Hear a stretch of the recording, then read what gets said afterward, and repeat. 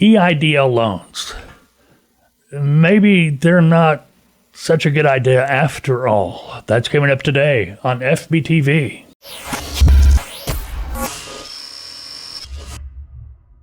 Hey, how you doing on this beautiful hot summer day? It's hot in Arkansas. Had some relief over the last few days. The humidity went down to next to nothing, but the sun is out, and man, is it shining bright. I don't know if you can tell. Went to the lake over the weekend, got some sun. The sun's turning into tan, but still, some places burn. Hey, if you want to contact us, you can leave a comment below or message, question, whatever, down in the comment section. Maybe you want to email us, you can do that. Our email address is fbtv@freightbrokertv.com. You can go to our website, freightbrokertv.com. We got forums all over the place. You can use our studio line. Our studio line number is 479-668-0213. When you call, there is nothing identifying us that it's our number. It's just going to be a message. Generic message at that. Yeah, it's a Skype number, and Skype does not allow us to customize messages. Come on, Microsoft, let's get off your rear end there and do something good. Matter of fact, been having trouble with our computers all day. Well, one computer has always given us issues, and that is the computer with Windows 10 Pro. And we've been messing around with that for months. It doesn't let us do it. Or a lot of programs seem to be having issues with Windows 10 Pro. Or we didn't know what it was. But today we found a compatibility test tool, troubleshooter. And I don't know, knock on wood, things seem to be working pretty good now. So we'll see. All right, EIDL loans. Let's talk about that for a moment. Or did I give you the phone number? Did I give you the phone number for our studio line? 479-668-0213. Keep in mind, if you leave a message, comment, question, you may hear yourself on a future podcast, broadcast, radio, video, whatever it might be. Okay, now, let's talk about EIDL loans. Wasn't that long ago, just a couple of months ago. Yep. Let's see, where'd it go? I saw it here just a minute ago. EIDL loans, we recommended, hey, apply. That was the advice we were getting from accountants, CPAs, bookkeepers. Yeah, apply. The PPP loan, the EIDL loan, apply for it all. You know, back originally, everyone thought, hey, $10,000 free money. You don't have to pay it back. It's going to be a grant, the first $10,000, even if you're not approved for the EIDL. Well, that turned out to be a farce. You got $1,000 for every employee you had, up to $10,000. That's the way the SBA did it. And the PPP came out. Yeah, that pretty much worked like it was supposed to. A lot of people got the PPP loans, but you got to be careful with that too, because they're telling you how to spend the money, but with the adjustment they made from 8 to 24 weeks, that's pretty much give me loan now, but you still got to fill out the paperwork. Now, let's talk about the EIDL. A lot of people applied for the EIDL loan back months ago when you were first allowed to start applying for it. And many people heard nothing back about the EIDL loan. They didn't know if they got approved. They didn't know if they got denied. Didn't know if they just hit the submit button when they were on the SBA page for the application and nothing happened. Just in the dark. Then the PPP came along, people got PPP money, and now here in the last couple of weeks, people are starting to get emails saying, hey, you've been approved for X amount of money. Now, at first glance, everybody's going, hey, cool. We got, 30,000, 40,000, 50,000, 75,000, whatever. And the terms are exceptional.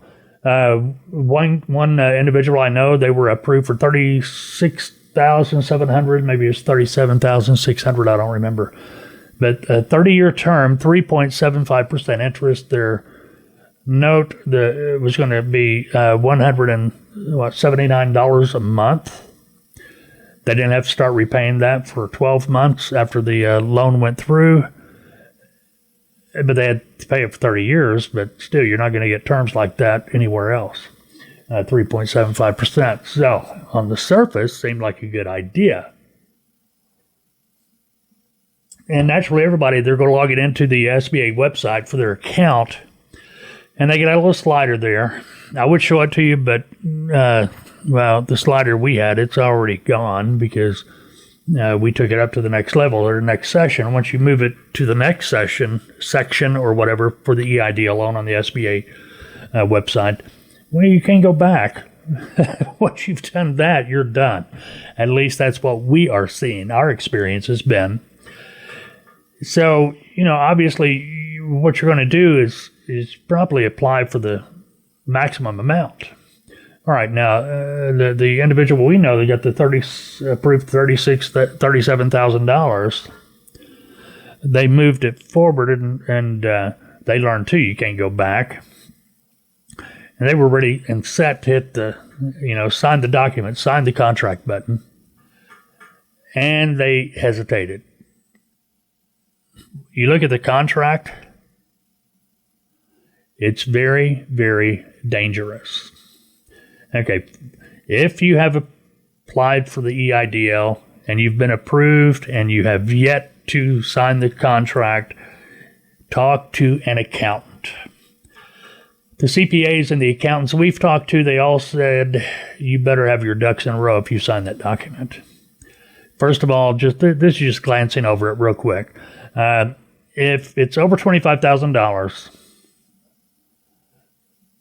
if you want to, maybe your printer goes out and you want to buy a new printer.